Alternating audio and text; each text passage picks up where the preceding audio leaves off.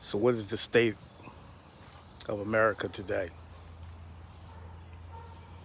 What is the state of America? Can she be truly great as she claimed? Can she be truly great as she tells the world how great she is? But is she truly great? I'm born and raised here. I'm indifferent about it. You have opportunities, the ones that they allow to get to allow to have opportunities. You do have that. But ultimately, it's birthed on racism, slave trade. A lot of people had their hands in it. A lot of different people had their hands in that. A lot of people made a lot of money. But one question remains. Black people built this country, and they paid a heavy price for that. You were snatched from your land. You were snatched of your religion. We were snatched of our name, traditions, our values. We were forbidden to read books. We were forbidden an education for hundreds of years. So where are we at? With the recent events, it was bubbling. Anyway, way back. It was bubbling since we reached the shores of this country. My ancestors, it was bubbling back then. We were asking for centuries for equality. We were asking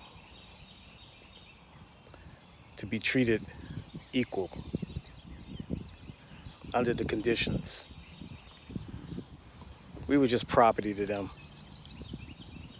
for the powers that be. That Constitution wasn't written for us. They know that. We know that. So enough with the games with that.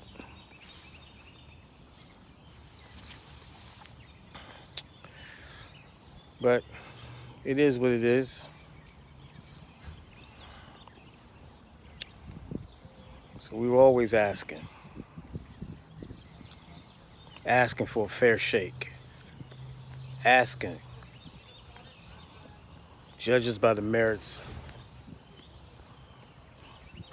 to be judged by our merits. It's crazy. I heard a lady with a video. I watched it, and she was breaking down quite eloquently, actually, about the experience of black people in this country, and what we had to endure, and what our ancestors had endured, and the rippling effects and the aftermath after that. We're strong people, man. And then at the end of that, she said, "You're lucky we're not asking for revenge." And that's real. That was the realest thing I got out of it. But everything else she said was real too. But that hit home. That was the exclamation point.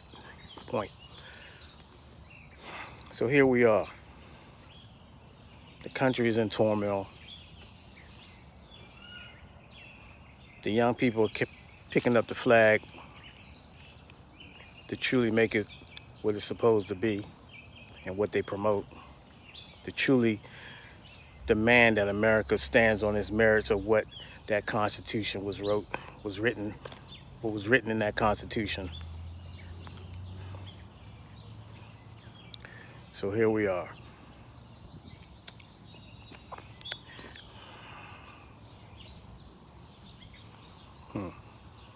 I'm indifferent. They threw salt in the game from the beginning. Then they expect you not to say anything. You don't have an opinion because we were property. So we was in a free state. let's say somewhere in north, somewhere up north, any free state, and our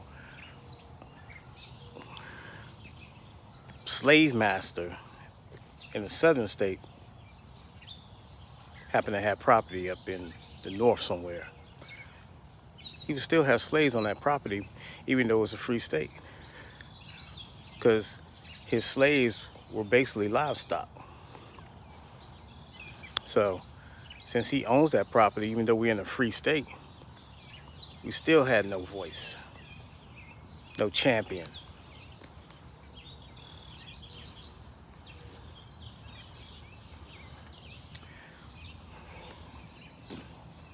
It's the world we live in. It's how we maneuver.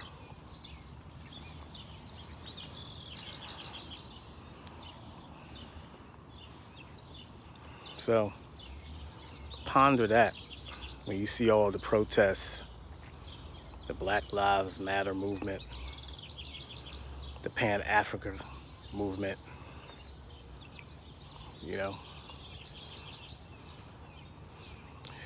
and for all these other people that's in these streets, holding on to these beefs, as far as black people or anybody. We have no time for that. You have to put those little petty beefs in the back burner, or just let them go. There's bigger fish to fry. I want to see how real some of these people say they are. I want to see how real these recent events has hit home to their heart. I believe everybody can change for the better, but it is your actions that'll separate the verbiage from the actual someone doing something and actually making real progress in the courts and policy. So that's the challenge.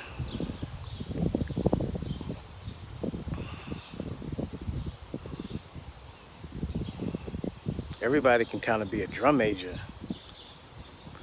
but who's really going to lead? These young folks have something to say. They're getting tired of it. It's bad for business, racism. Well, some people might think it's good for business. I don't know. I'm just a guy with an opinion. So, do your part. Get involved. That's all I have to say. Take care and have a great day. Till next time.